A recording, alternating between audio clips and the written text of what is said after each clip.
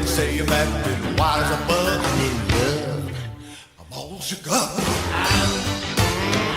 Uncle Pat has some awesome quotes as well. Dude, do you know what he's from? He's Andy's father in The Breakfast Club. Thank you very much. He's Wirtz in The Dark Knight. He's Lukic in Above the Law. Yes. And also, he on the bullhorn in Risky Business in The Dream in the beginning where the cops come out. Yes. That's his voice. I know. Andrew Shue, Elisabeth Shue's brother, who was in Melrose Place, he is in the wedding scene. He's like an extra in the background. There's a man seen twice in Jamaica. I don't know if you recognize him or not. 90210 guy. There it is. There it is. His name is James Eckhouse. He played Brenda and Brandon Walsh's dad. Do you know what else he was in? I know, I always forget. He's one of the guards in Trading Places. That's awesome. That's so cool. Isn't that amazing? I love that so much. Gary Bamman, who plays the tourist who asks for his free drink when he goes to the bar, is literally playing the same role as the uncle from Home Alone, who's like super cheap. Is like, is this champagne come free when he's on the plane? Yeah. It's the same dude. That's awesome. Right? Same universe.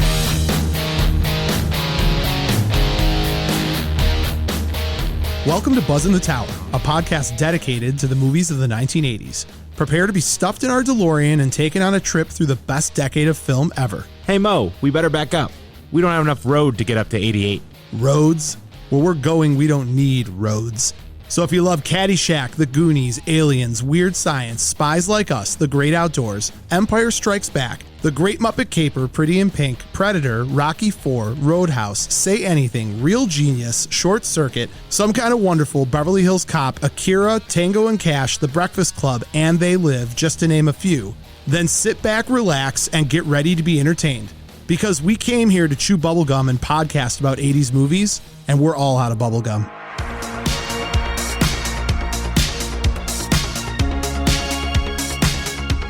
If you haven't already, subscribe to Buzzn The Tower on Apple Podcasts, Spotify, or whatever your favorite podcast platform is.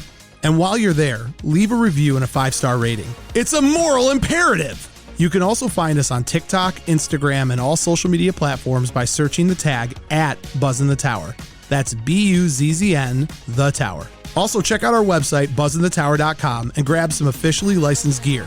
It's so choice. If you have the means, I highly recommend picking some up. Now, if you want to get nuts, let's get nuts. Head on over to our Patreon at patreon.com/BuzzNTheTower. With memberships as low as $3 a month, you can have access to tons of extra content, and a portion of all proceeds go directly to Save Ferris. Doc O'Shea, darling Doc O'Shea.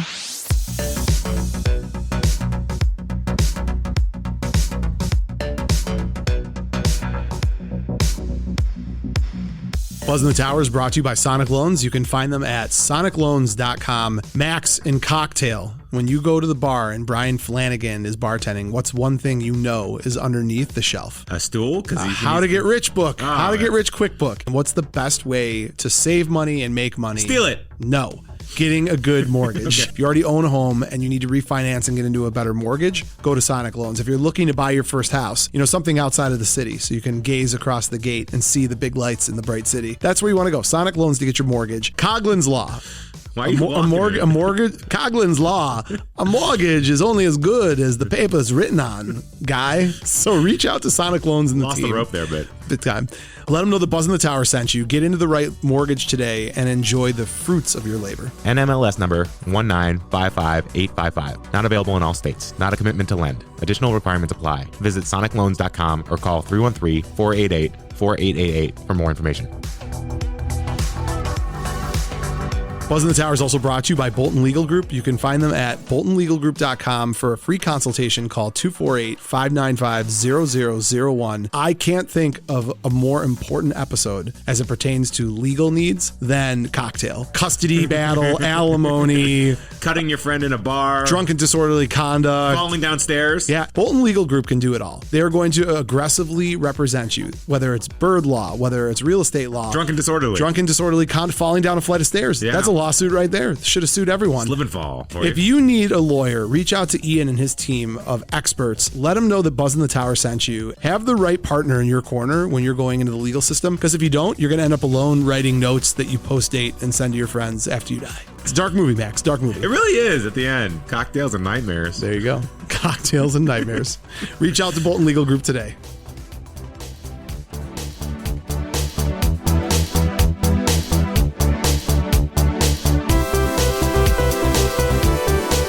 Today's episode, Cocktail. Aruba, Jamaica, ooh, I wanna take you.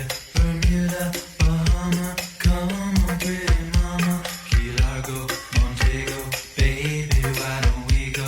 Jamaica. Up to the 1980s. There's a movie called Cocktail. It's got Tom Cruise and Elisabeth Shue and Brian Brown from FX2. Some people think it stinks, but we don't care what they think. We'll be talking about Cocktail today on Buzzn The Tower with Mo and Max. You did it. I did it. It was hard. It wasn't easy. Wait, you can't cut in. It's too early. Wow. I'm Mo Shapiro, and joining me as always, the Brian Flanagan to my Doug Coughlin, Max, the Bartender Sanders. So I brought a surprise for Wait, us. I'm not done. Oh. And with that, Okay. way down in Kokomo, We're too excited for this because this is our lives, basically. learning about Cocktail was exciting. Yeah. Of all the gin joints and all the places you had to walk. I will say this. You walked into mine. I was already hired. Max, Yeah. the bar. Can we say the name of the bar whose name? Scorekeepers. Scorekeepers, Ann Arbor, Michigan. Blah. Basically, surprise. This is a spoiler alert. Yeah.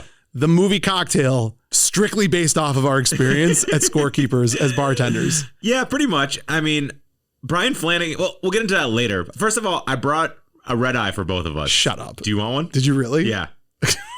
I mean, did you really bring I have one? this stuff in the car. Shut up. You want to take one? Yes, I want to drink a red eye. I don't have it. Oh, you see, Wow. I know. See, like I totally called your bluff because I hardly ever drink anymore. Yeah. You know what do I drink when I drink?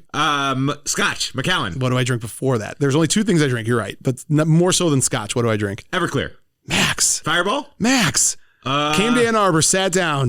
Double vodka martini on the Grey rocks, Goose, extra dirty. Yeah. Come on, I didn't know that was still your Come thing. on, I love that's my go-to drink. The last time we did that was 15 years ago, and you blacked out of my house, and we watched Walking Tall in the morning. That's totally factually In our underwear. accurate. We're just like, that's very. Will's like, here's what's gonna happen next. I'm like, how do you know? How can this? anybody argue that Cocktail isn't the story of Max and Mo? Yeah, it's really good. Before there was a podcast, Yep. Max. Before any of that, it was just you and I bartending with no flair. You know, so I have a little flair now. well, let me tell you, I can do the spinny thing with No, my what hand. I do is I can stack up to 15 shots on that's top like of each the other. easiest flair. No, but and then you drip it from the top, and it waterfalls down to fill them. yeah, but I do like complicated shots like that. I have something I think Also you'll. the rainbow shot. I have something I think you'll really appreciate. Yeah. In the movie Cocktail, Yeah. the techniques and the movement and the spinning is what's called flair. Yeah. But I think what you and I have at Scorekeepers is called Ric Flair.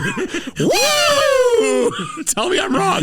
Tell me that what we do isn't Ric Flair. We do kick people in the face. I would like you to tell me, in the movie Cocktail, did you ever see Tom Cruise jump over a bar and accidentally kick a woman in the face when he was trying to break up a fight? No, he never broke up a fight. That's he right. started a fight. Who hopped the bar on an average of once a week You did. to either start a fight or break up a fight? Nowadays, he'd be like, Medic! I need a medic! Although you know, I was old when I was doing that. you save people for a living. I know, it's different. Actually, much easier to save people than it is to beat people up. I think you'd be as excited, though, I love to get back into it. Max, when I came back, we're going to talk a lot about bartending today. Let me pause, because you and I are Yeah, let's way get- more fired up than normal.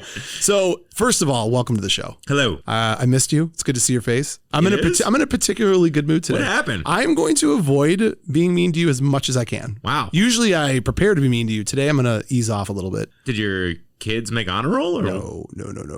Not so much. That's not really their thing. Really? They're No, smart. they are super smart. Yeah. I'm kidding.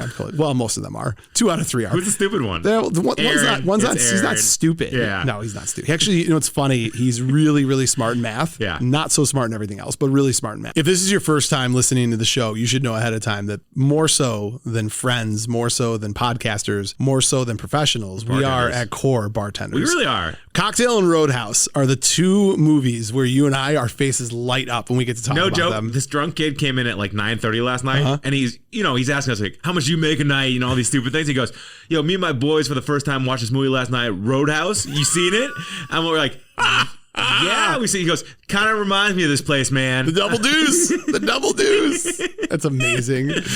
You should have looked at me like, I expect you to be bigger. Yeah. Those two movies, I can't even explain why, but they romanticize my experience as being a bartender. While neither of our experiences bartending were exactly Roadhouse or exactly Cocktail. Yeah, no throw ropes or Jamaica. But there's enough. There's enough to lightly lift out of both of them where we're like, yeah, we've had that moment. Well, watching it this time, I felt this on an emotional level. Like I needed to sit down. Did this rejuvenate you a little bit? So yes, and also it was kind of like look in the mirror, like, oh man, a little depressing. Yeah. I could see that. I could see that. I don't want you to kill yourself. So if this is your first time listening to the show and you haven't done so already, please, on whatever podcast platform you're using, follow us, subscribe to the show. It costs nothing. It's a free act of kindness that keeps Max and I afloat in all of the, what's the name of the drink that you were going to make me? Red Eye. All the red eyes you can afford. Or the Alabama Slammer.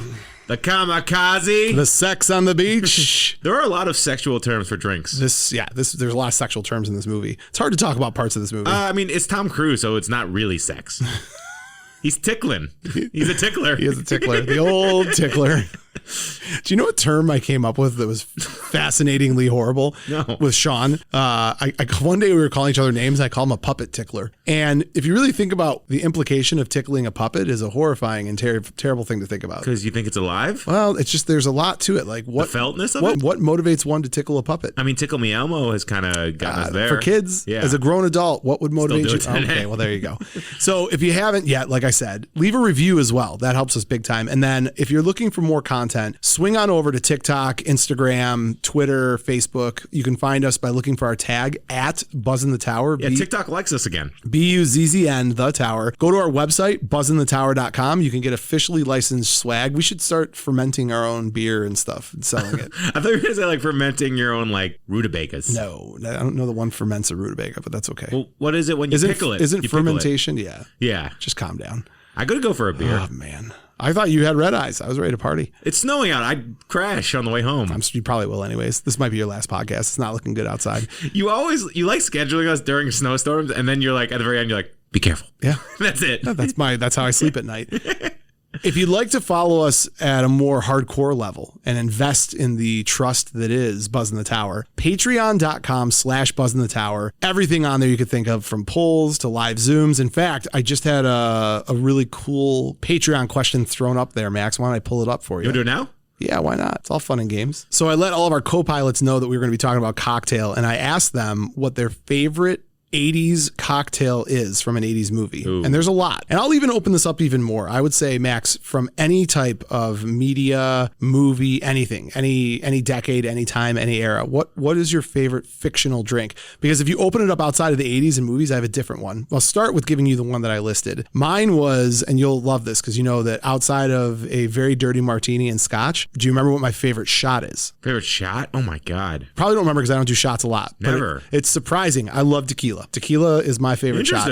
So my favorite drink from an 80s movie is from Weird Science. Do you remember when Max and Ian, Max played by Robert Russler, Ian played by Robert Downey Jr., are trying to convince Lisa, played by Kelly LeBrock, to ditch the zeros and get with the heroes? Yeah. And she's feeding herself tequila shots. So mine is very simple: tequila with training wheels. 1 ounce of tequila, 2 shakes of salt, and 1 lime wedge. Nah, I was an Australian tequila shot guy. You remember those? Yeah, that's foul. You snort Tell people what that is. You snort a line of salt, and you take a tequila shot, and you spray the lime in your eye. Squirts lime in your eye. We used to do those all the time. I know. God, Jesus Or a Chili Christ. Willy. You ever done that? I've never done a Chili Willy. So you take a shot glass, you turn it on its head, and you put the shot on the top, and it stays because of water tension. Yeah. And you snort it. That's, again, terrible. A lot of snorting involved. That's awful. We got Ryan Lavender. When I asked this, he put that he went immediately for Who Wants an Orange Whip? Orange Whip, Orange Whip, 3 orange whips. A Canadian liking a Canadian. Of course. News at 11. Johnny Monroe would like the red eye, of course. He gave the full recipe, which he forgot to bring. Of course, he gave it. It's 1.5 ounces of vodka, 1 egg, and 6 ounces of tomato juice. And also, looks like he threw aspirin or Tylenol in. That's so awesome. Johnny brought this up. He's right. He did drop a few in there, so that looks foul. Hannah Eason, who I don't think is 21, she notes in here that she's not much help in the recipe department since she's not of drinking age, but she does find it hilarious. This is a great call. That Jerry Dandridge, a vampire, is drinking a Bloody Mary in Fright Night while he's chatting up the main character's mom. Oh, that's awesome. I thought that was very cool as well. Paul Kavanaugh, of course, is Paul Kavanaugh, and he went with the water that Mouth is playing with in the Goonies. Ingredients: water and filth. It's great. Well, what's the matter, Mikey? It's a really good call. What are some of your faves? I know I put you on the spot because you didn't know about So this. I used to be like, drink as much as you can and like figure everything else out. Remember, this is from an 80s movie. Yeah, no. Okay, I'm just making sure. I was explaining it. All right, go. you jerk. Continue. Sorry. Indiana Jones. When they're doing the drinking contest. I don't know what that is, but it's foul. Yeah. I like the like competition of strength of alcohol. Yeah. You know what I mean? What was it? It's got to be like. I don't remember. I bet we could find moonshine. it. Yeah, I bet we could figure it out, but I don't remember. I also thought same thing. Was it whiskey when Gary and Wyatt are at the bar and they get hammered? Yeah, I'm not sure. They don't make like a specific what they're drinking. Yeah. But Gary is just wasted. Yeah, a little bit. So outside of 80s movies, in general pop culture, Beer Fest. I have the number one. So Disney Plus now shows all Simpsons episodes, and my kids have gotten into watching them. Oh, that's awesome. Starting at season 1. Season 1 sucks. It does, but I've been watching, and I'm like, wow. Like, talk about something that I didn't. Remember how I talked about have that Auditory memory. memory. The Simpsons episodes. I remember all of them. Right, Monorail. Yeah. Every one of these What's episodes. wrong with me? So do you know where I'm going with this? Duff Select? No. The Venus de Milo? Nope. Hold on. Can I tell you now? No. The bird that keeps typing yes? Nope. I trusted you. The Flaming Mo. Oh, yeah. The Flaming Homer that Mo steals. Yeah, it's really I just good. watched that episode. I was like, yes, that is the drink. That is the drink. I like it. That's great. And then they do the Cheers. I'm going to butcher it, but it's like, it almost sounds just like Cheers, except it's like down a key. It's like, sometimes you want to go to Flaming Mo. Yeah. And they have a whole commercial. Oh, it's great. The Simpsons is so good, dude. Oh, yeah. I can. Oh, yeah, brother. The one where Homer trips on those peppers. Mm-hmm. And that talking dog was just a talking coyote. Yeah. The chili eating contest, right? Yeah. Hello, Homer. Man, oh, man. So, Max, that takes care of our Patreon. That takes care of our announcements. Before we talk about cocktail, I do have to tell anyone out there, if you've never worked as a bartender, it is the best job in the world. So when he says you're the king of the poppers and vagabonds, you are. You are literally a legal drug dealer in America, and you get to decide whether people have a good night or not. You can punish someone. You can treat them like a jerk. You can make them look like a king. Yeah. It's so much fun. I would never be a waiter or a waitress because I feel like they are too easily or treated poorly. And they don't have control of what they do. You got it. When you're the bartender, especially at a busy bar, and everyone is just fighting and clamoring for your attention to get their drink, it is a power that which many will not have. Oh, yeah. Was that English? I was like a little Game of Thrones. 50 sorority girls shrieking my name. It's not a bad ego boost. Shrieking or streaking? Shrieking. Okay, I thought I said streaking. I'm like, when did you have 50 sorority girls streaking? I mean, my 27th birthday. I actually, Jesus Christ, Max. Scorekeepers they should make a movie about it. I tell people stories about bartending at that bar, and most having to do with you, and people just, their jaws drop. They don't believe that those things can happen. Kids spend $10,000 a night. I get $2,000-$3,000 tips once in a while. Yeah. One of the things about the University of Michigan is your clientele is so diverse. So you have locals that live in Ann Arbor. Yep. You have locals that go to school in Ann Arbor, and then you have the wealthy elite of the West Coast and East Coast. Right. Like the owner of the New York Giants' son. Yeah. Who is an interesting guy. Yeah, he's nuts. Or one guy, he told me his dad manages the wealth for Nigeria. Yeah. I was like, oh. You're like, are you who I'm getting these emails from about some prince and needing to get $5 million? Although kind of funny, his mom was the mayor of Beverly Hills. Sure. And I thought it was like a big deal. Yeah. Apparently it's not. So they just like picked one of the moms to run the place. Sure. So she was very unimpressive. That's good. That's I was really like, nice. You're the mayor of Beverly Hills? Like Axel Foley went to you? Give him hell, Quimby. Axel, that's great. Yeah. That's great. Max. Weird. It's very weird. So I think that we pour liquids into cups. It's more than that though, right? Like I don't know that everybody's experience bartending is the same as our experience bartending. It's just the highs and the lows and the laughter and just the moments where there'd be like a Michigan State basketball game and we'd be bartending that night and ringing the bell. Yeah. Just ringing there's this bell right behind the bar when something incredible would happen. You'd ring the bell and everybody would turn around. Yeah, and the like, players what's going come in on? after like a national televised game and So celebrate. John Jansen, who is now a local radio guy who was on that national championship team in 97. Yep. He played offensive tackle. He went to the Washington Redskins and was a Pro Commanders. Bowl. Yeah. Now the Commanders. I said at the time the Washington Redskins. We can just say Commanders. Okay, sorry. Jesus. Didn't mean to get all unwoke on you. So he played tackle for the Commanders for, I don't even know, like 20 years, a long time. Yeah. And now like I say, he's a local radio guy, and he came into the bar with his wife at the time they were dating. I think she was a collegiate swimmer and I was a bouncer. I hadn't become a bartender at this time. I was sitting at the front door and he walked in. He's like, hey, I'm like, just between the two of us, whatever you choose to do, and here's up to you. I can't stop you. He was a monster of a man. Big, super nice. Charles Woodson, when he was like 19 and tried to get in the bar, and I was like, I need to see an ID. And he held his national championship ring up in my face and said, let me in. I was like, after you, sir. Like little things like that. Michael Phelps. Yeah. Oh, yeah. That's more modern, but yeah. Little Dicky, I've served before. When Jim Harbaugh, before he was the coach at the University of Michigan, he used to hold the Harbaugh Invitational, which I don't think you ever worked that. No. So the Harbaugh Invitational was this big charity fundraiser that he would do, and I would always work those, and you'd see Dave Coulier was there. From Family Matters, from Full House. Yeah. Barry Sanders would come to these. Awesome. It was wild, dude. It was wild. Yeah, and you were always my Coughlin, that you would try to like bet me $50 to do like you. I tried to get you in so much trouble. Question Max. my manhood all the time, and it would result in me doing something stupid. Amazing things. Like I know the amount of times, I can speak to it in platitudes. The amount of times that lesbians. The amount of times the fist fighting in the liquor room, the amount of times spilled whiskey. That's the best story, and I can't even tell it. Yep. I can't. You're right. I can't tell any of these stories. The bottom line Carpet is, cleaner.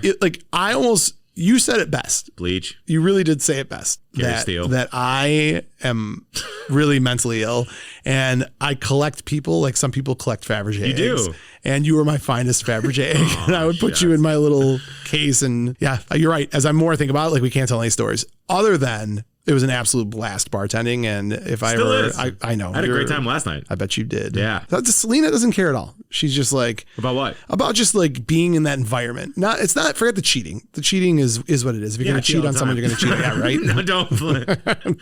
Selena, I love you so much. But just like the environment, right? It's like, it's a really unhealthy environment. Yeah, but actually. That's what Cocktail nailed, by the way. Yeah. So here's the interesting thing. Once you get past like the Flanagan, what's it all about? If someone becomes a career bartender and isn't like suicidal like Coughlin, you know what I mean? Like, and a drunk, every one of the bartenders that works there now has worked there over 10 years. We have, I think, 121 years of institutional memory between 8 people, which is crazy. It's nuts. So, and we're all married or we all have girlfriends. Yeah. And it's like, we all kind of just, if you have a collective as a bar, you know, they bought from bar to bar in this movie. Right. If you have it where it's like a home, it's Cheers. It's where everyone knows your name. I don't know, man. That place is not like Cheers. It's still not healthy, but I'm saying like it's every person that I worked with at Scorekeepers that became a manager at one point went on academic probation or got thrown out of school. I didn't. Talking about my first stint, not more recently. What, did Dustin? And I feel like he might have. We'll have to ask him. He'd have to. Congratulations to Dustin. He lost some weight. He looks great. Good for him. He was a handsome guy back in the day. I know. He's starting to get back to the handsomest. Oh, man. So he holds all his fat in his stomach and his face. He is gonna just love he told me this yesterday. Good. And he's like, when I lose 10 pounds, it just sucks it out of me. I'm like, yeah. His legs are jacked, actually. Weird comment.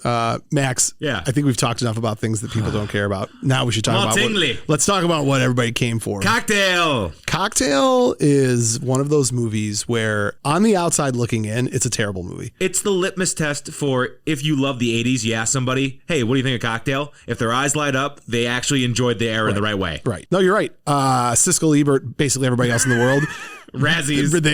It won the most lovable movies you hate. It's like on the list of the top 100 like hateable, like bad movies you love to watch, which I think is a fair way to assess it. I still think now I am totally jaded, of course, because of one Elisabeth Shue being in this film. It's her. By the way, I was going to ask you this: is this the sexiest Elisabeth Shue has been in a movie? Wow. So let me get to that. It's a great question. Let me start with this. 10,000 feet. What do you think? Cocktail is about a talented New York City bartender who takes a job at a bar in Jamaica and falls in love. Very simple. Very simple. You would think. There's a lot more to it than that. It is directed by Roger Donaldson, who you wouldn't know for a lot, but I will tell you, I love Cadillac Man. No, you're 80s. Okay. I know that's 90s. I know. Yeah. I know you're Dante's Peak. I know there's Species. I didn't like Species. That is a coming of age Natasha, whatever her name is. I'm not a huge Species fan. Mad Madsen? Mad Mardigan? Hey, Mad Mardigan. I'll get through all these. Hold on. Give me back the baby, you stupid. Get back the baby, you stupid fat kitty. I say that in the shower every time. You say a lot in the shower. Like, whose body is this? Dear Dead or God. alive. Dead or You're alive. soaping with me. I'm soaping. Soapy soap. Directed by Roger Donaldson, written by Hayward Gould, who also wrote the book. So this is based on a true story. It's based on his life. He was very unhappy with Very unhappy dude. So there's a lot of, well, whatever. I'm jumping around. Let's continue with the stars. Well, so- Tom Cruise, Brian Brown, Elisabeth Shue. So Tom Cruise, you know. Brian Brown, you probably don't unless you've seen FX. Yeah, and, he's great. and Elizabeth Shue, you should know. Along Came Polly. He's the uninsurable. He is the guy, uninsurable guy in Along Came Polly. Could have been the same guy, actually. Like down the road. Very similar. If he Very didn't kill similar. himself. So Roger Donaldson, to your point, outside of doing Species, the other movie you might know him from is No Way Out, which is an 80s movie, which you need to watch. Kevin Costner. I have seen it. All right, well, good. Kevin Costner, seen Gene it? Hackman, and Sean Young. Yes, that's why I asked you if you had. It's an awesome movie. So for his career, he does that movie. He gets Cocktail, then he goes to Cadillac Man, and then you said Species, and I added Dante's Peak in there. Dante's Peak's okay. No, it's Pierce Brosnan, right? Haywood Gold didn't do a ton outside of this, but again, this was his life story, and he did not like the type of movie it turned into. He did some episodes of NYPD and The Equalizer. He wrote 12 books, and he's kind of more in the cop and murder stuff. Do you want to know the name of his books? What?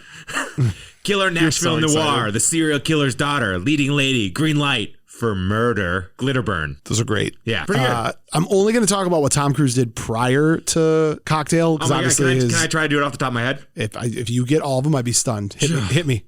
Okay, I'm going to miss In order? Yeah, okay, let's see if I Go. can do this in order.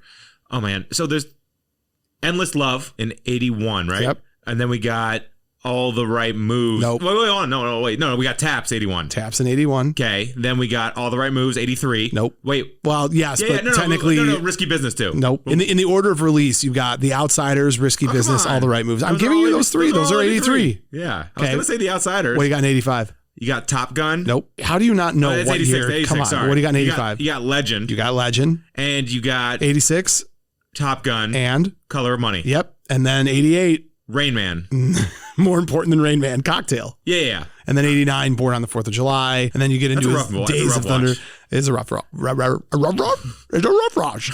Days of Thunder is 90s. That's what I said. Then you get into the 90s with Days of Thunder. This is the last movie where Tom Cruise is kind of the young whippersnapper. They were shocked that he even took it. Disney didn't want Tom Cruise, not because they didn't want Tom Cruise, because they never thought he would go for it. Yeah. And Tom Cruise saw this and was like, all right. It really is out of character for him, but it's in that vein. He loves people who do specific jobs. Because he wants to learn. I think he just wants to get a new craft under his arm. Yeah. Yeah, I agree. He's learned how to be a helicopter pilot. He's something else. Yeah. Brian Brown, who was in FX, he's in other stuff, but you would know him best as FX. And that's why Brian Brown is FX. Roger Donaldson had him in mind 100% based on his performance in FX. In fact, so much so, he flew in from Sydney to New York to read for the part, got off the plane. It's a 20-hour ride. Yeah. Got off the plane and was right. And he was terrible. Like his audition was garbage. Yeah. And Donaldson was like, go home, get some rest, come back tomorrow. And he's like, I can't, mate. I gotta get back on a plane. Cocktail Dundee. My dingo ate my baby. Why are you making fun of the people you love? I love Australians so much. I think you're right. I shouldn't make fun There's of so them. many spiders down there. I'd go otherwise. Yeah. Do you really see them a lot? Yes, you see everything. Australia's the best. I'd move there in a second. When Trish like that stuff? When Trish leaves me, Yeah. which will happen eventually, I kidnap Elisabeth Shue and I head to Australia. I mean, podcast with the Double Impact guys. Yeah. Those are great. So, So anyways, Donaldson says, go home and come back because this is garbage. And he's like, I can't. I need to go back to Sydney tomorrow. And Donaldson said, all right, I'm never showing this audition tape to anyone, and hired him despite having a terrible audition. That's awesome. So he's so perfect in this role, but I had one mind-melding question, actually. Yes. Do you think Mel Gibson would have been better? No. As Australian? It would be too much. Also, Mel Gibson himself, like part of what I think makes Brian Brown great is he's understated. He's like the life of the party everywhere. He's not the life of the party. He's a sneaky little rat who's always in the shadow, kind of making life difficult. He's not overzealous or boisterous. The photo, when the photographer's like, let me get a picture of the new hottest bartender in New York. Yeah. And he comes in, he's like, my protege. And he's like, no, I need you to move out of the picture. Okay, you wouldn't interesting. move Mel Gibson out of that picture. I think Coughlin's the coolest. Of course you do. Because that's how you look at me. I'm your Coughlin. And you're my, that doesn't make sense. Though, 'cause Flanagan. Your obviously mental health is much worse than mine.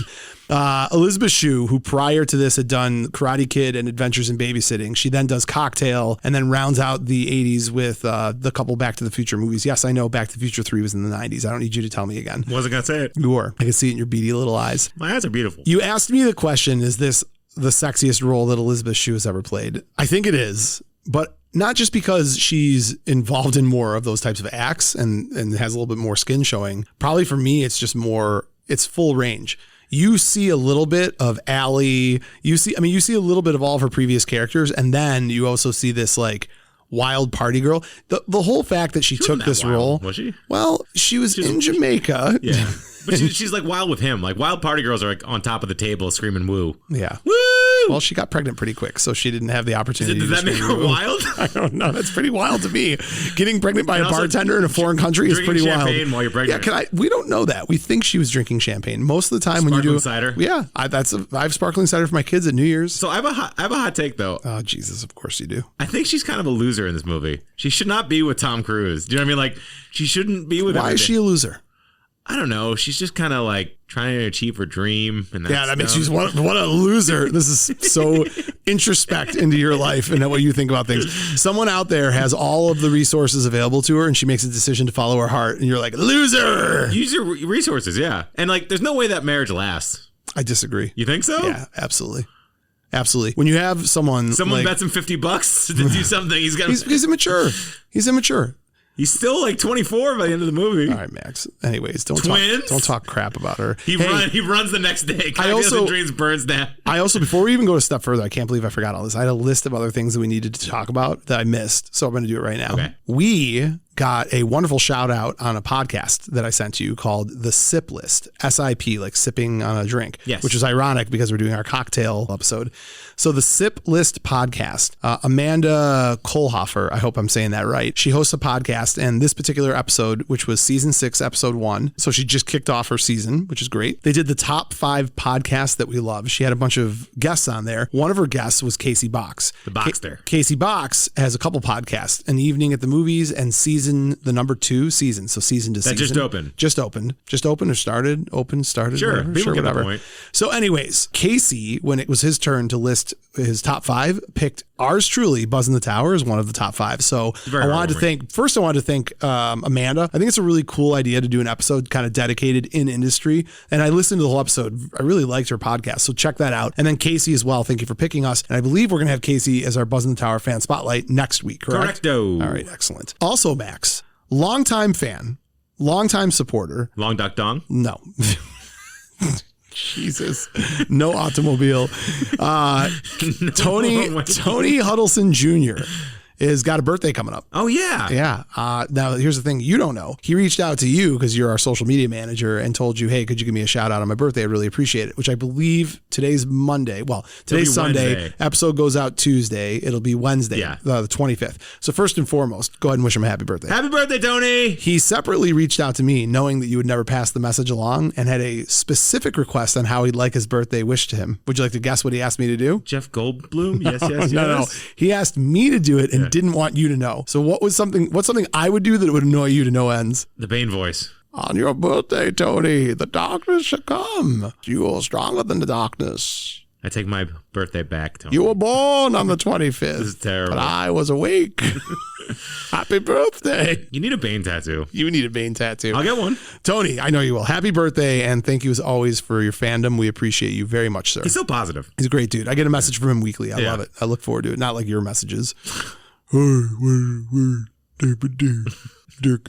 my texts have I don't know where to go. You're doing a really great job of not being mean. I know. I'm trying. It's not easy. By the way, biggest crush on Gina Gershon in this movie. Yeah, right? She's amazing. She's super cute in this movie. She's so great. Well, she's no Kelly Lynch, though. That's true. The women in this movie are out of control. They're smoke shows. They're all gorgeous. All of them. So, I mean, Gina Gershon was like a big part of my childhood because of Showgirls. Oh, yeah. Crystal Connors.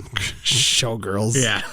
God. You know she's in Pretty in Pink. I'm so excited. I'm so scared. You know she's in Pretty in Pink and Girls Just Want to Have Fun? I did not know that. Yeah, she's a gym class friend in Pretty in Pink, and she's an uncredited dancer in Girls Just Want to Have Fun. So speaking of fun facts and random things, we got a lot. This movie has a lot behind it. It's got a lot of stuff going on. So I gave the quick version of the story, but basically Brian Flanagan, who's played by Tom Cruise, which rewatching this movie, I didn't even realize this. So the beginning of the movie, he's in like a U.S. consulate vehicle with a siren with American flags on the front. Yeah. And I remember watching that before and thinking like, oh, he was a bartender and a bunch of these military guys must have grabbed him. But the more I put 2 and 2 together, he for sure is in the military. His duffel bag is a U.S. issued military duffel bag. His uncle, Pat, when he gets into town, talks about Vietnam. Talks about like, and like, oh, are you out of the military? Like he is ex-military. So in this movie, Tom Cruise, Brian Flanagan, ex-military, he's got big dreams. Again, he's young. So So I don't know if he just got dishonorably discharged or whatever happened. Well, I mean, he's 24, 25. Maybe it's a 4 or 5 years. I could have been. He got in at 18. He's out. Yeah, absolutely. I have to say there are so many tropes that I didn't realize were 80s movie tropes. And I'm going to give you a couple of them right now that crack me up. And one of them, I guess, isn't really an 80s movie trope. It's because it happened in Saturday Night Fever with Travolta. But one of the tropes right away is The Big City? The Big City. Yeah. Secret to My Success. Yeah. Beverly Hills Cop. When they get into the city and it's a montage of all the things that are Big City, right? Like Beverly Hills Cop. Walking It was all like the walking all the dogs. dogs. Yeah. And Secret to My Success, the interview process to get a job. Yeah. Like if you've never had a job before, you'd be like, this is the most stressful thing I've ever seen in my life. Like they just are going like, no, sorry, no. Need more experience, but I can't get experience unless you hire me. That montage is the exact same Michael J. Fox goes through that Tom Cruise goes through. I mean, it's literally the same thing. They're going from place to place to place. Eventually he lands in this mid-ground where he walks into a bar. It's a TGI Fridays, right? I know. Isn't that weird? It's super weird. So in the 80s, was it like an actual, I don't know. I wasn't New at York that- people were I guess. Yeah.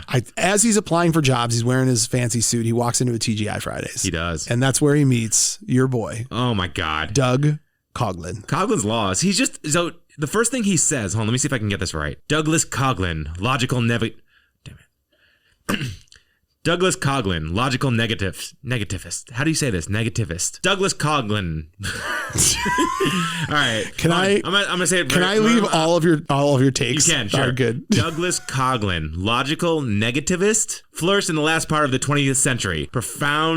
Propounded a set of laws the world generally ignores to its detriment. No one, including me, will ever get those 2 minutes back, but I appreciate Say it. negativist. Negativist. Oh, that's pretty good. And he's drinking a red eye, right? He is. So He's an alcoholic, right? for sure. Yeah. For sure. Like full blown. So he gets in Shakes. there, they meet each other, and what basically Brian Flanagan is trying to do is he's trying to live his dream. And his dream is a combination of the American dream, It's hitting it Reaganomics. big. No, this is the most 80s Ronald Reagan like bumper sticker. This is Top Gun. Self-made. How do I make $1 million? Yeah. Yeah. I don't want to go from A to B to C. Get me from A to A to Z. C. Yeah. No, A to Z. Yeah. Zed. Yeah. Zed's dead. Zed's baby. So Uncle Pat's great. Uncle Pat has some awesome quotes as well. Dude, so, do you know what he's from? what? Yes. This is where you answer.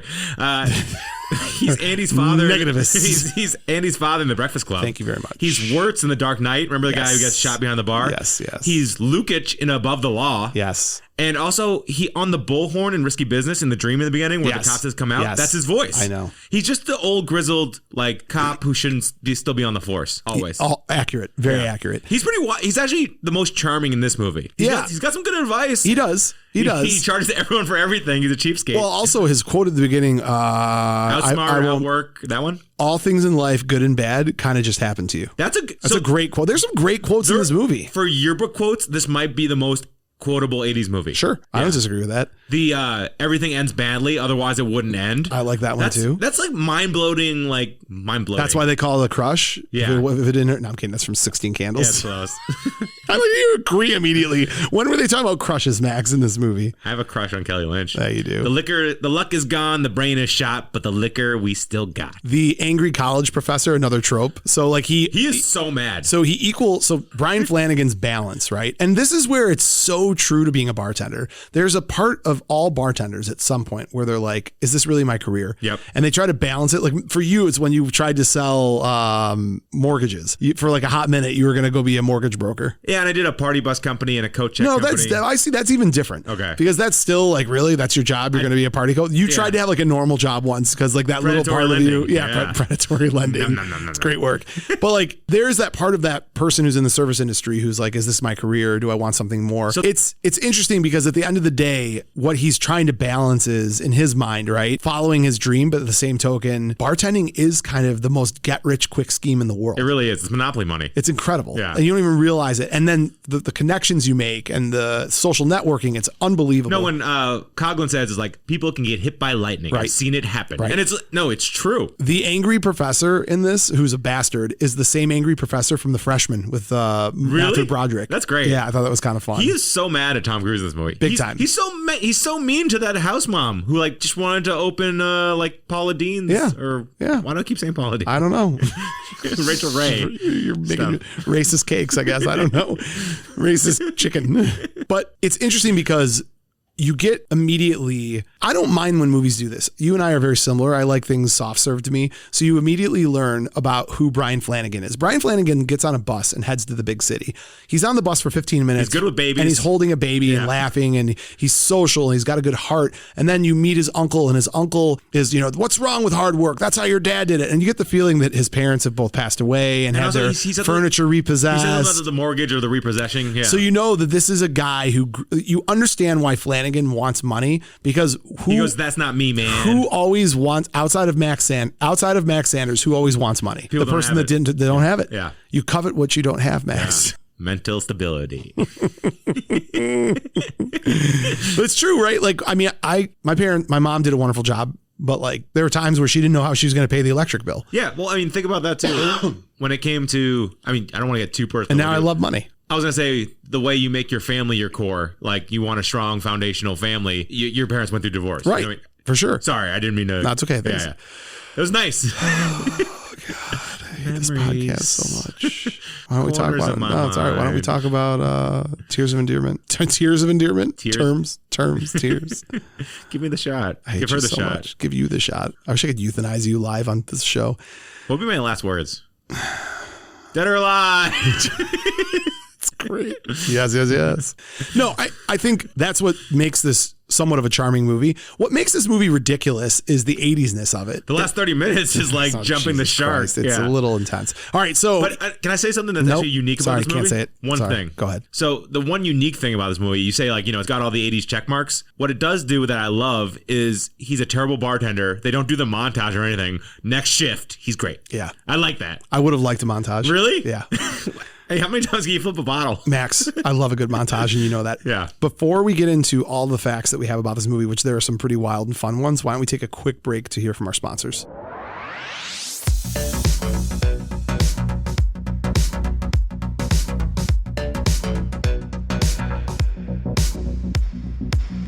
Buzzn The Tower is also brought to you by Dobie Real Estate. You can find them at wearedobie.com. That's D-O-B-I. The perfect home for the perfect family. When I sweep Elisabeth's shoe off of her feet and punch her butler in the face, I know that where her and I are going to end up has to be the perfect place. And if you're looking for the perfect home... Live with the dad. No. Don't raise this baby and here's some money. Yeah. Dear diary, jackpot. That's really good. So anyways, what were we talking about? Dobie Real Estate. Yeah. They are the people that are going to find you the right home. They've got the right marketers, the right real estate agents, the right legal. If you need a house because you need something to mortgage to fulfill your dream of basically making TGI Fridays across the United States, it's a solid business plan. Reach out to Dobie Real Estate. Tell them that Buzzn The Tower sent you. Get ready to enjoy the home buying or home selling process. $400 million in sales in 21, 1,000 homes sold. They are the best. Go get them. There was a TGI Fridays in Los Angeles, and there was a bartender. His name was John Bandy, and he was hired to train Cruz and Brown after he served a woman who was working for Disney. John Bandy to the rescue. John Bandy to the rescue. Go, John Bandy. Go, John. I'd like to do a movie. I'd like to write a script called like the John Bandy story about this TGI Fridays bartender who was doing flair and who they were like, we need you, Bandy. I already got the name for it.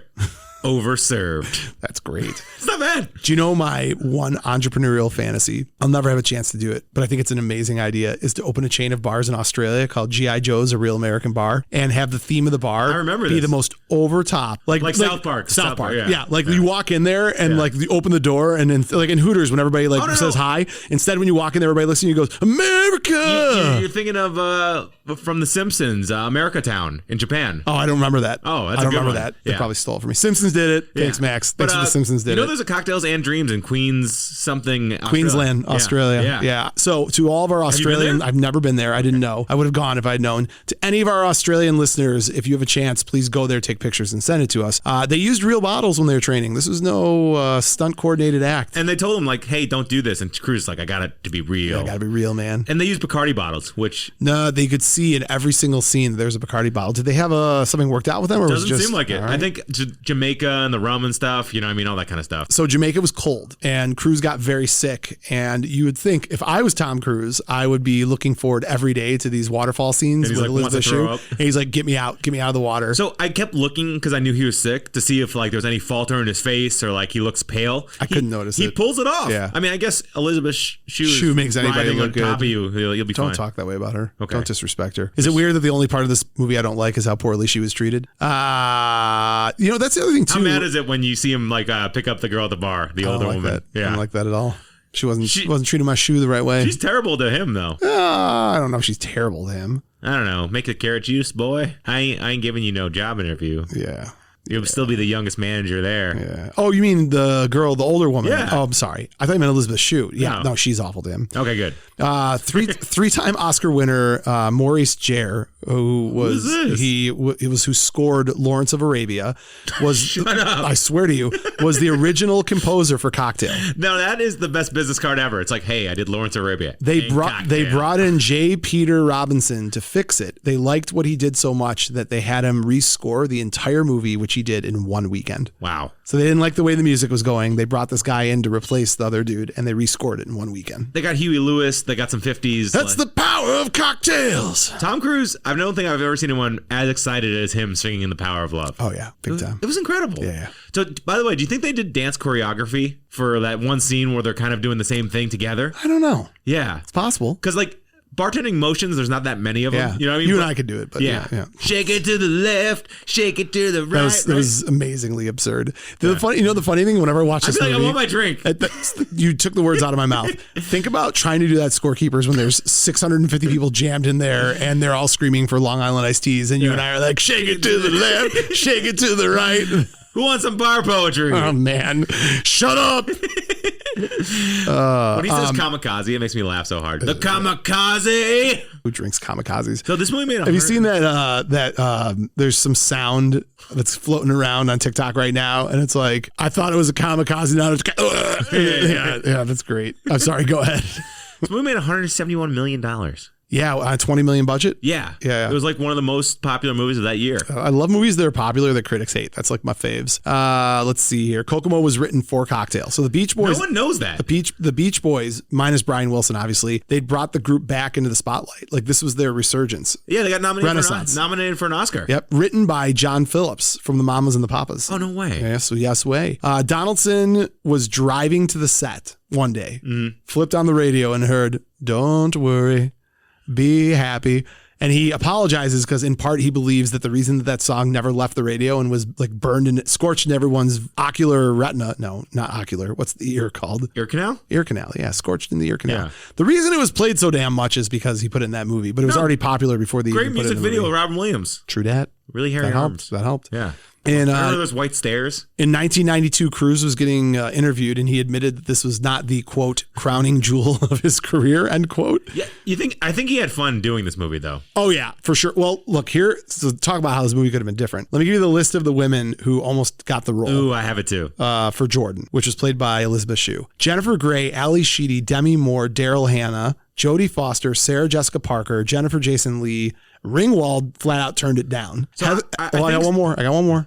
You ready? Yep. This is the one that I think would have been great. Okay. Heather Graham was offered the role, but declined it because she was doing License to Drive. Did she pick right? Yeah, 100%. Well, I don't know. I mean, Licensed, they're both classics, right? I'm saying it's just weird. She's like 17 in that movie. Yeah. And pulls it off. This woman is 23, 24. She could have pulled it off. Heather Graham could have pulled it off. Yeah. She would have looked young, but she could have pulled it off. I think Sarah Jessica Parker could have done really good because she's kind of Yeah, maybe. she's a little more frantic. You know what I mean? Yeah. Ali Sheedy, by the way, no, not Ali Sheedy. Jennifer Grey could have done it. Elisabeth Shue. This is my favorite role of hers. I think. Oh, no. Karate Kid. Yeah. Allie and the Karate Kid. I guess so. I'll hear nothing else.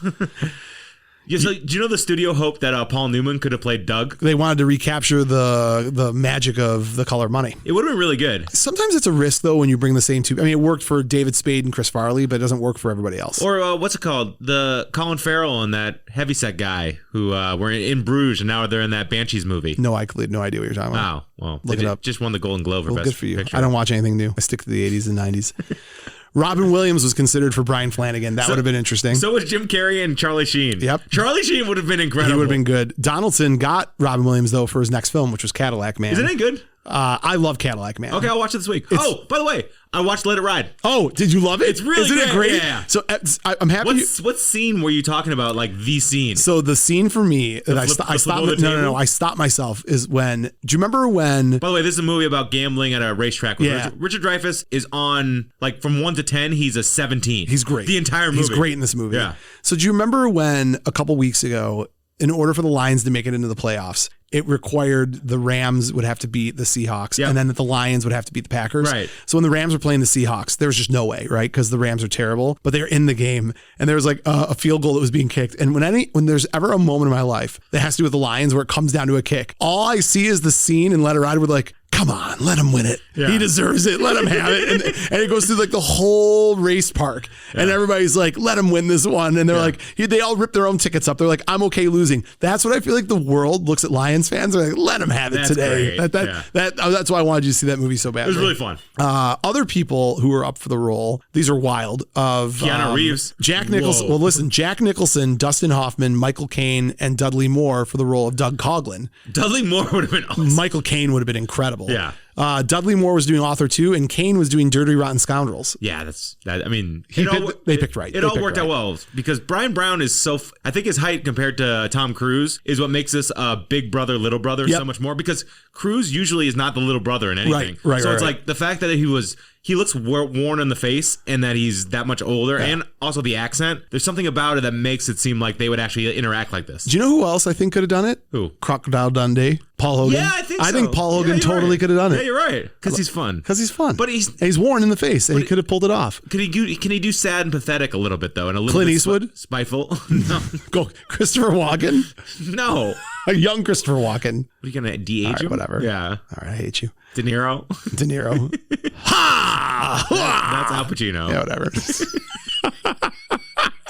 You know, you have these moments where I'm wrong, and it's like you so subtly take shots at me, and I love it. Yeah. That's wrong. That's wrong. Thank you. You know, Molly Ringwald turned down the role of Jordan, by the way. You do realize I literally just word for word said that 10 sentences I thought you said ago. Al Sheedy. Nope. No. Ringwald turned it down. I think those are my exact words. Yeah. We're even now. Now we both can feel stupid. Is this the best bar movie of all time? No, Roadhouse is. So there's Waiting, which is more restaurant based. There's nothing else in any generation that compares with these two movies. They're the two best. I'm trying to think. What else is there? Nothing. Why aren't there more movies about Because they partying? haven't made Skeeps the movie yet. Yeah. I already have a plot for it. I bet you do. So our owner is a degenerate gambler, and he's betting, poker, $10,000 a hand, huge hand, and he finally puts up the mortgage for scorekeepers. Do you know what's funny? You've told me this before. Yeah. And then they all have one weekend to raise the money to Yeah, save so the we have bar. to get like as crazy as possible. How did you tell me this? Like 10 years ago you told me this. I've had this idea forever. Everyone's got one idea. That's amazing. Yeah. You hold on to that one, white knuckled. So, by the way, the film was originally titled The Bartender. Better title? No. Cocktail's the best. But that might be revisionist history because I just love Cocktail. The Bartender's pretty cool. Andrew Shue, Elisabeth Shue's brother, who was in Melrose Place. He is in the wedding scene. He's like an extra in the background. He's in a few of those, right? Yeah. The Flugelbinder, which is the word they made up when they were talking about shoelaces and the thing that goes on it. Those are actually called aglets. Yep. So that's interesting. I thought. No, and the guy in the 1790s invented them and made $2.5 million at the time. Believe it. Yeah. But by the way, can we break down that scene for a second? Yes. That's actually like the emotional core of this movie. Does that scene get you more than anything else? I've watched it 15 times. Yeah. So set up. What's the scene? So they're just sitting, sipping cocktails. Cocktails. Huzzah! And they've kind of like... And that was a never-ending story. They're just having a good time. That's why you're my Top Gun. Oh, my God. So he's playing with the... Those are my terms of endearment. How long can you do this for?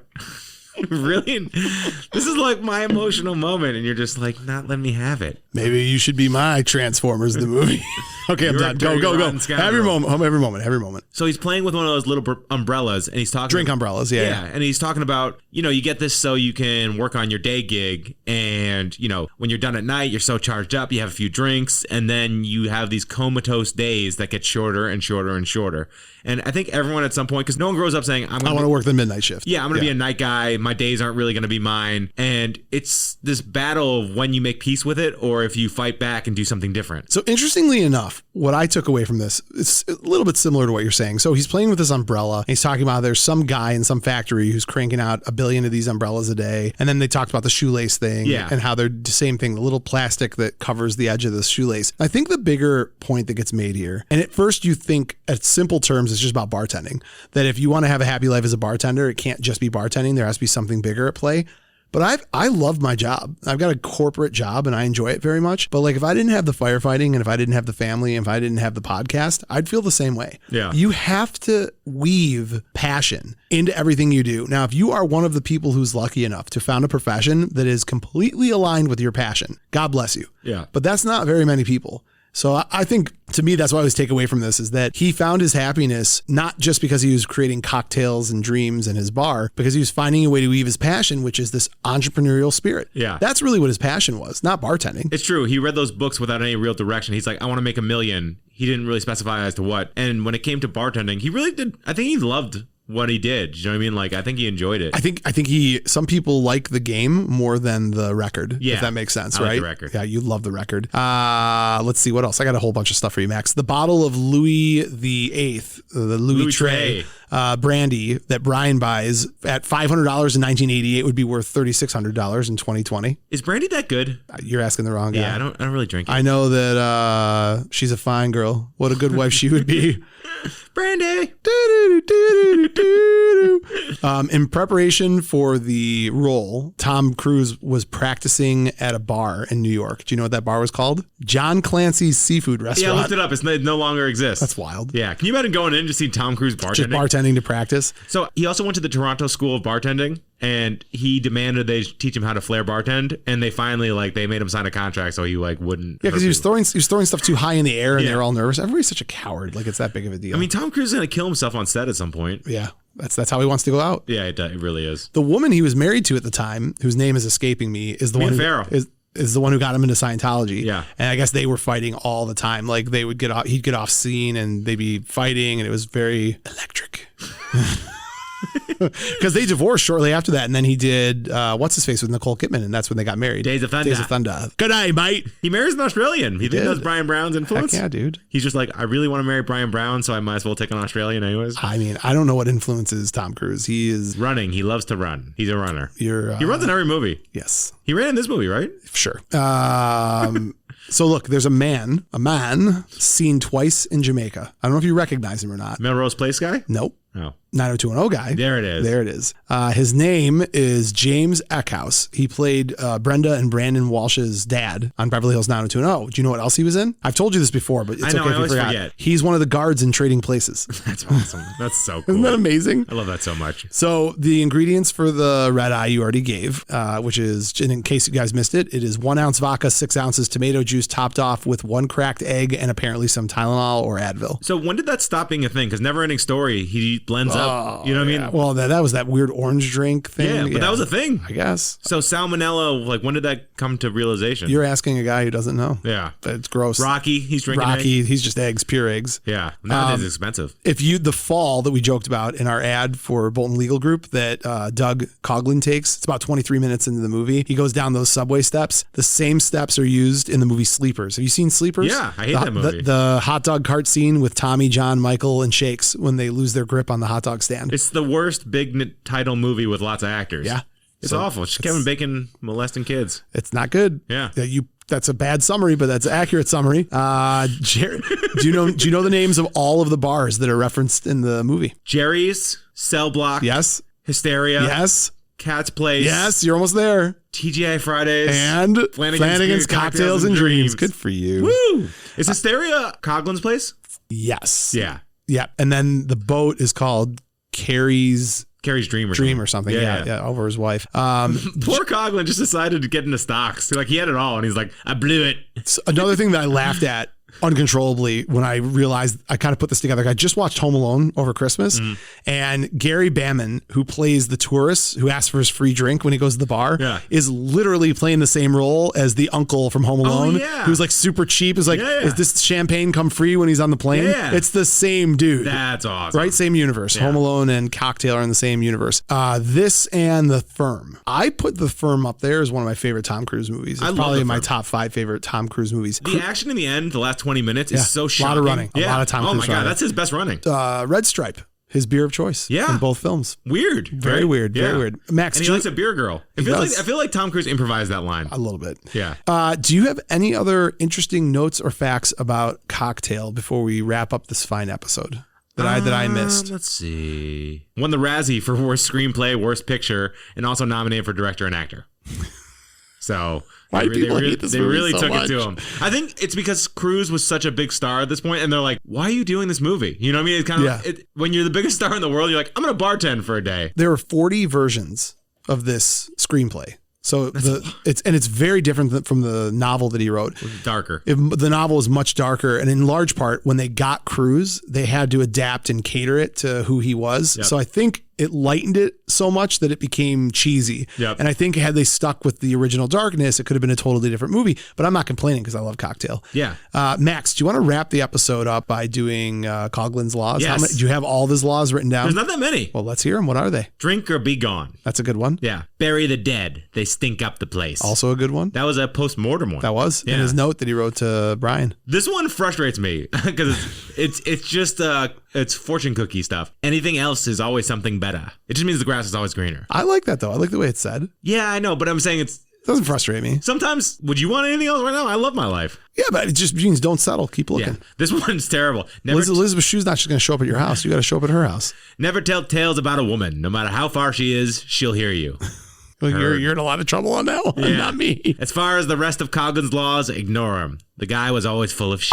Max, that's pretty good. I don't have anything else on this movie other than I love it. Do you have anything else? Thank you for making this movie. Who are you thinking? You thinking me? I didn't make the movie. Tom Cruise. Yeah, Tommy C. Without this, I couldn't justify my lifestyle. Our request to Tom Cruise's people went unanswered to get him on the show to talk about this movie, but we'll keep trying and see what happens. He's on a plane somewhere just jumping out with no parachute. Probably. And Max, on that note, is perfect time for us to hop on over to the Buzzn The Tower fan spotlight.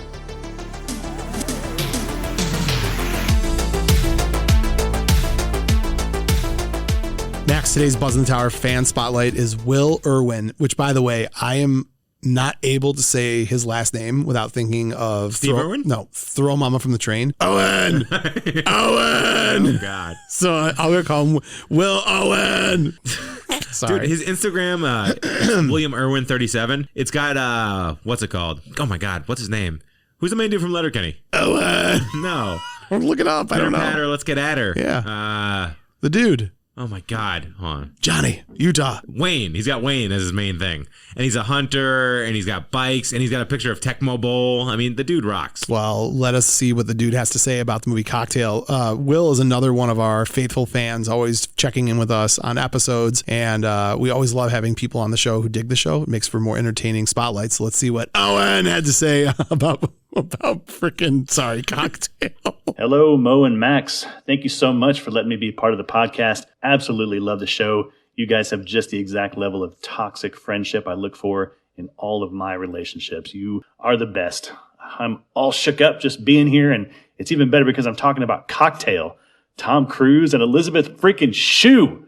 Oh, I love you so, Elisabeth Shue. The movie's full of magic moments. There's the bar poem by Brian Flanagan, Tom Cruise getting wild again, dropping drink names from the Tutti Frutti Three-Toed Sloth to the Death Spasm. Ooh, that's powerful stuff, sir. When he's not standing on the bar, he's behind it, hippie shaking it up with Doug Coughlin and their choreographed drink mixing.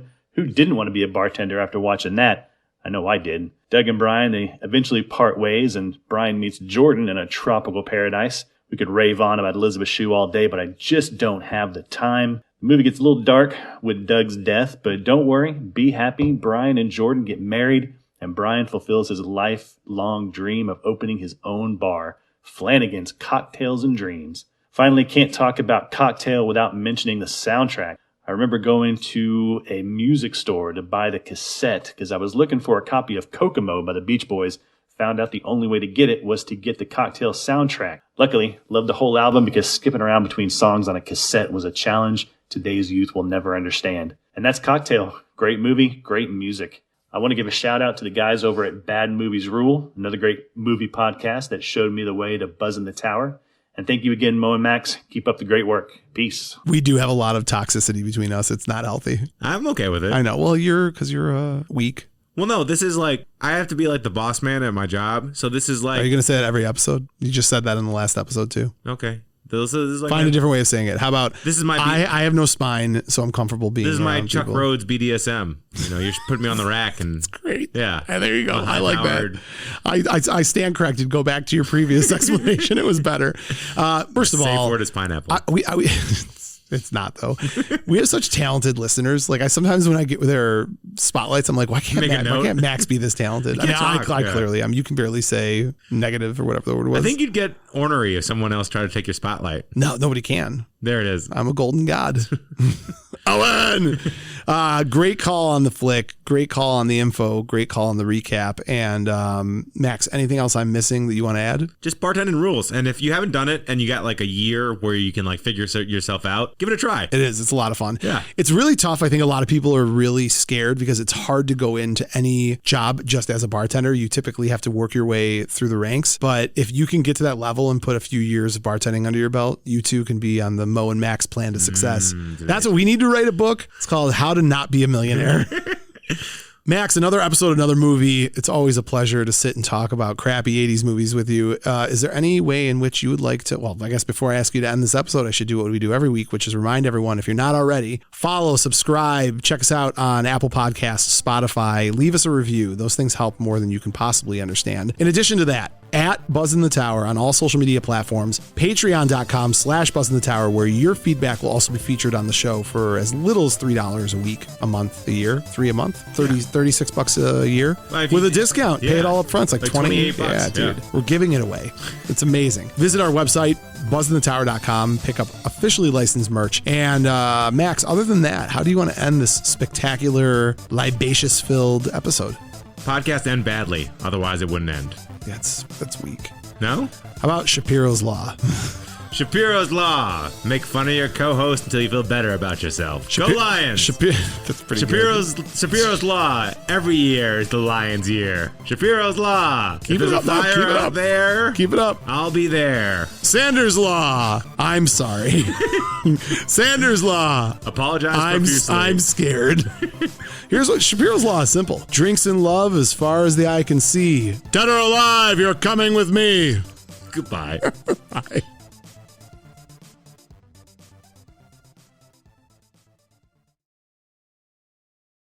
You're still here? It's over. Go home. Go.